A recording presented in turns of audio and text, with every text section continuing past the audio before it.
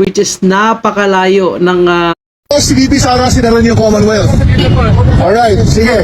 araw sa atin lahat mga kababayan. Kumalat na naman ang fake news sa paninira kay Vice President Sara Duterte. Dahil ang pinos nga ni TD Casino, mga kababayan po natin, ay patungkol sa traffic na nangyari dito sa Commonwealth, kung saan ay isinara nga ang buong kalsada dahil magkukross umano ang BIP. At nung tinanong nga itong pulis, ang sinabi niya ay tatawid umano, magkukross lang umano itong si Vice President Sara Duterte. At paulit-ulit na tinanong nga nang nagbibidyong ito na umano ay ang sabi nga ni TD Casino ay isang ex-military umano. At ang pulis naman ay hindi niya binirify ang kanyang na-receive na impormasyon na may dadaan umanong BIP. So BIP, agad nang sinabi na si BP Sara. So malayo ang BIP kaysa BP, mga kababayan po natin.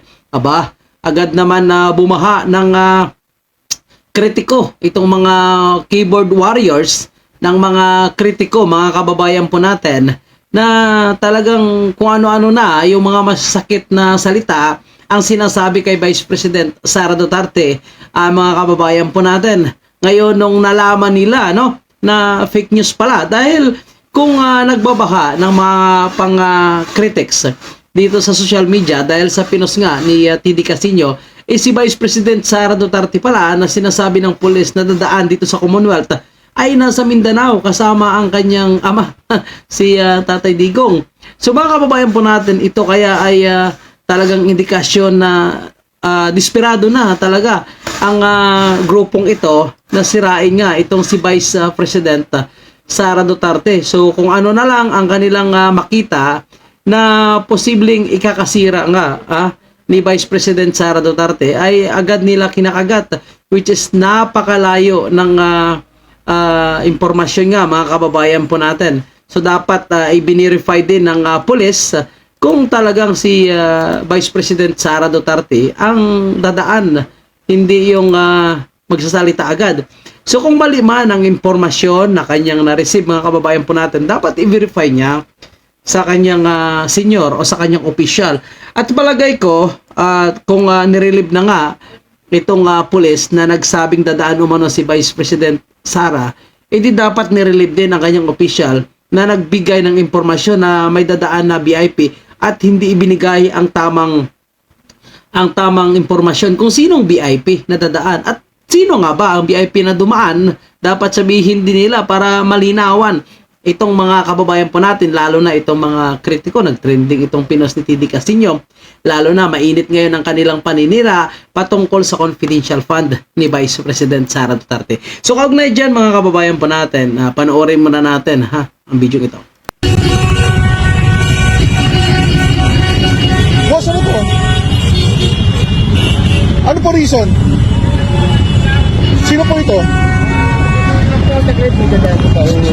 Sino? VP. Pagkakabit lang po.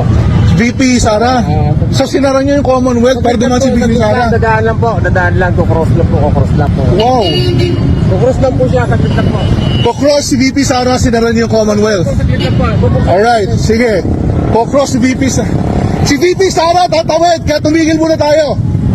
So yan po, mga kababayan po natin, halata rin yung nagbibidyong ito ay may galit kay BP Sara dahil talagang sinigaw niya pa sa mga motorista na nag-aabang na magbukas itong daan, at sinisigaw niya na dahil umano si BP Sara ay dadaan, so i-close mo na umanong daan. So obviously ito ang nagbidyong ito ay ito nga siguro ang posibleng ex-military na sinasabi ni TD Casino na nag-send sa kanya. Baka sinibak ito sa pwesto, kaya siguro sobrang galit sa ating gobyerno, sobrang galit dito kay Vice President Sara Duterte. So mga kababayan po natin, palagay ko hindi lang dapat itong pulis na nagsabi na dadaan ang BIP, dadaan si BP, ang dapat sibakin o dapat humingi ng kapatawaran, mag-public apology dito sa kay Vice President Sara Duterte, kundi pati na rin ang kanyang official, mga kababayan po natin. Kasi ang sinabi ng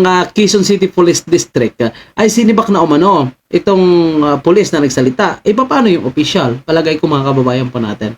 So talagang malinaw na ang kanilang ginagawa, mga kababayan po natin, ay isang propaganda na talagang kung may paraan sila na makikita na pwedeng ikakasira ni Vice President Sara Duterte, ay talagang kakagatin nila. So ngayon, dahil hindi nila na-verify ang informasyon, malaki itong kahihiyan. Ito ay isang sampal para sa kanila, mga kababayan po natin, dahil nagkamali sila sa kanilang ipinost na information dito sa social media. So imbis na masira tuloy itong si Vice President Sara Duterte, ay marami tuloy ang napahiya at mas marami pa ang nagkaroon ng tiwala at dumipensa sa ating BC Presidente, mga kababayan po natin. Kasi pagkatapos ng confidential fund na issue, nalungkat nilang confidential fund sa Davao. So ngayon, ang mga keyboard warrior, ito rin ang kanilang binabanat ngayon sa bidyong ito. Kung ano-ano ng kanilang sinasabi, mga kababayan po natin. Ika nga, ang si Vice President Sara Duterte ay hindi naman nagpapa-VIP. Wala naman tayong nakita o na-receive na impormasyon na kapag dumaan si Vice President Sara Duterte ay pinapasaran niya ang daan. Hindi naman siya nagpapa-special kagaya ng sinasabi lang nitong mga makabayan black, nitong mga kritiko, yung mga naninira na gustong makaangat pa sa pwesto, mga kababayan po natin. So ngayon, para sa ating mga kababayan na nakapagbitaw na, pintot na ng kanilang keyboard na hindi maganda kay Vice President Sara Duterte, baka gusto nyong bawiin o baka gusto nyong humingi ng kapatawaran sa inyong mga nasabi dahil fake information pala ang sinend ni TD Casino or ipinost ni TD Casino na galing umano sa ex-military. So medyo may sabi natin may kabubuhan din itong ex-military, kasi gigil na gigil siya na maipos ito at sa sinasabi niya, nakakita na tayo ng paraan para dagdag panira kay Vice President Sara Duterte. Yun pala ay fake news din ang kanyang nakuhang impormasyon, mga kababayan po natin. So ayan, sa mga keyboard warrior na nakapagsabi na ng hindi magaganda, pakibawi na lang, fake news pala ang inyong na-receive na impormasyon. At yan po yung ating update, mga kababayan po natin. Maraming salamat.